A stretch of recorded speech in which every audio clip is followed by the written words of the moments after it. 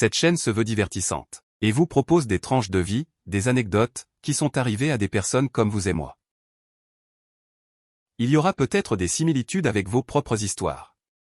Alors, n'hésitez surtout pas à laisser des commentaires et à vous abonner à la chaîne. Voici maintenant le témoignage d'Eric, qui prête vraiment à réflexion. Mon épouse m'a caché qu'elle me trompait, et maintenant je me sens piégé dans mon mariage. Au début, notre relation était à distance. Nous étions adolescents, et nous habitions à des kilomètres, l'un de l'autre. Vers 17 ans, ma femme m'a trompé avec quelqu'un de son école secondaire. Elle s'est sentie coupable, et s'est effondrée devant moi le soir même, sur Skype. J'ai bêtement décidé de tendre l'autre joue, et de lui pardonner. Notre relation a été difficile pendant un certain temps après ça, mais nous avons tenu bon. Je l'aimais toujours, et la douleur de l'événement s'est atténuée avec le temps. Quelques années plus tard, elle est entrée à l'université. Comme j'avais une année de retard sur elle, je n'avais pas encore pu la rejoindre. Ce qui était notre plan, pour mettre fin à la relation à distance. Au printemps de sa première année, elle a contracté la chlamydia et la gonorrhée. Elle m'a dit qu'elle avait dû les attraper dans les douches du dortoir. Je l'ai cru, car elle n'avait jamais menti.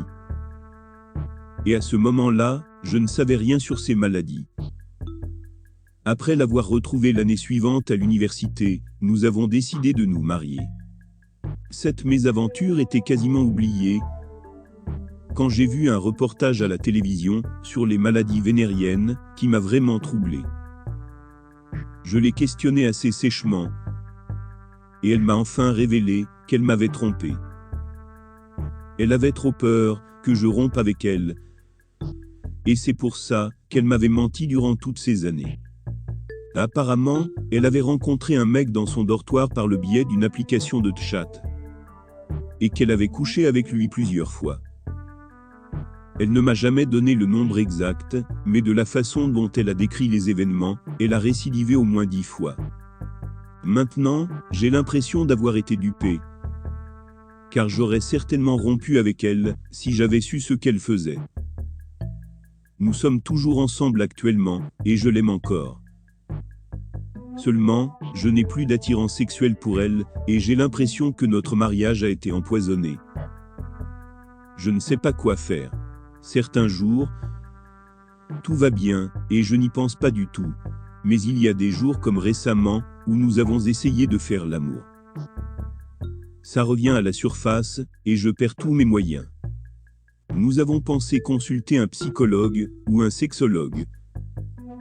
Si vous avez vécu ce genre de situation, j'aimerais vraiment avoir votre avis.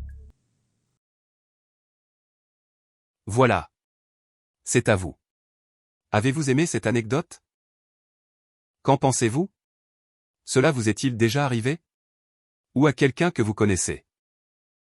N'hésitez surtout pas à commenter, à mettre un pouce et à vous abonner. Vous aurez prochainement une nouvelle tranche de vie.